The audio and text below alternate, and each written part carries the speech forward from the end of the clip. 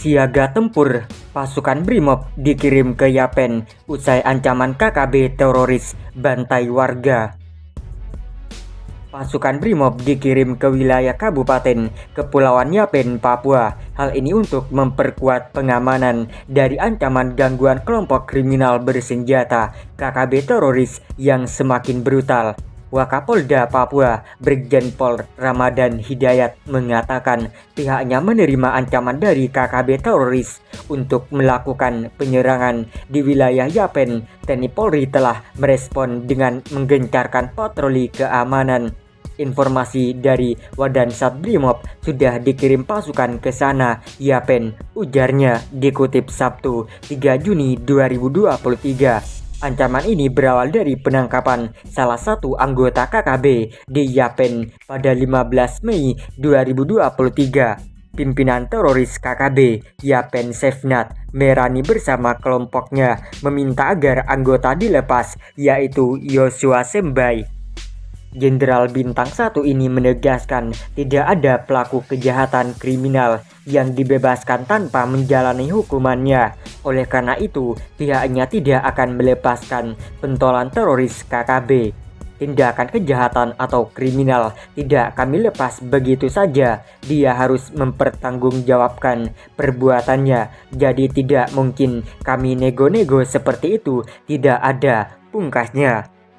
Sekedar diketahui, sebelumnya KKB telah melakukan aksi dengan membakar alat berat jenis ekskavator di Kampung Woda, Distrik Rimbawi, Kabupaten Kepulauan Yapen, Papua. Peristiwa Senin 29 Mei 2023. Kejadian ini terkait penangkapan anggota mereka yang kini ditahan di Polres Yapen karena melakukan aksi kriminal.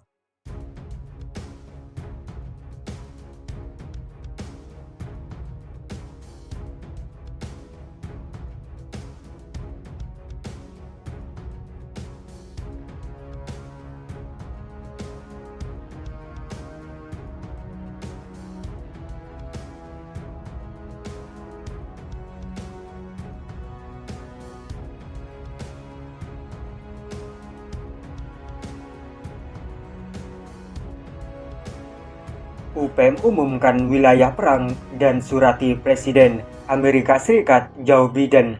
Jeffrey Bomanak tuding Indonesia lakukan kejahatan perang.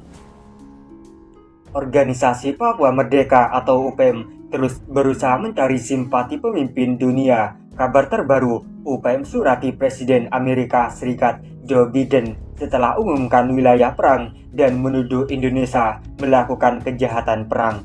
Wilayah perang yang diumumkan UPM tentu saja masih di Papua, yang merupakan bagian tak terpisahkan dari Negara Kesatuan Republik Indonesia. Pemerintah Indonesia membentuk Satuan Tugas Damai Kartens yang terdiri dari tim gabungan TNI Polri untuk menumpas kelompok kriminal bersenjata KKB Papua ataupun kelompok separatis teroris KST Papua. Juru bicara organisasi Papua Merdeka UPM, Sebisambom, mengumumkan wilayah perang di beberapa daerah Papua, khususnya di wilayah Papua Pegunungan beberapa waktu lalu. Bahkan menurut Sebisambom, UPM akan menangkap dan menghabisi siapapun yang memasuki wilayah perang tersebut. Akan tetapi, pada 21 Mei tersebar di media sosial surat dari pimpinan UPM, Jeffrey Bomanak, kepada Presiden Amerika Serikat. Surat dari Jeffrey Bomanak tersebut diposting oleh akun Twitter Papua Web. Dalam surat itu, pimpinan UPM meminta Presiden Amerika Serikat Joe Biden memberikan perhatian atas apa yang terjadi di Papua. Organisasi Papua Merdeka, Gerakan Papua Merdeka, pemimpin Jeffrey Bomanak menyerukan peran provokatif dari Presiden Joe Biden dalam mengakhiri pendudukan militer Indonesia yang melanggar hukum dan aneksasi Papua Barat dan kegagalan kebijakan luar negeri Amerika berikut dalam melindungi 6 dekade kejahatan terhadap kemanusiaan, tulis postingan tersebut. Dalam surat itu, Jeffrey menuduh bahwa telah terjadi invasi dan pendudukan militer Indonesia. Jeffrey juga menyinggung perjanjian New York yang ditulis dan disponsori oleh pemerintah Amerika Serikat pada tanggal 15 Agustus Menurutnya, perjanjian New York tidak menyertakan atau referensi dari satu orang Papua Barat pun dan membuka jalan bagi rumah gagal ini.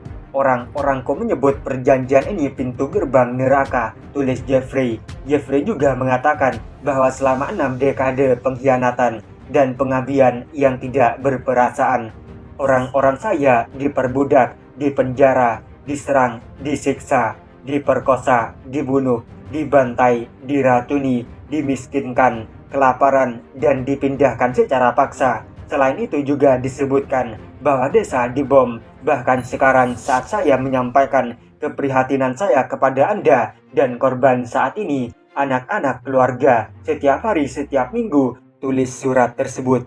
Jeffrey juga menuduh bahwa Indonesia sebagai negara kolonial dan melakukan penyerbuan yang tidak sah pada Papua. Selain itu, Jeffrey juga mengatakan bahwa dirinya menyertakan beberapa bukti tindakan yang dilakukan terhadap masyarakat Papua yang menurutnya adalah tindakan kejahatan terhadap kemanusiaan.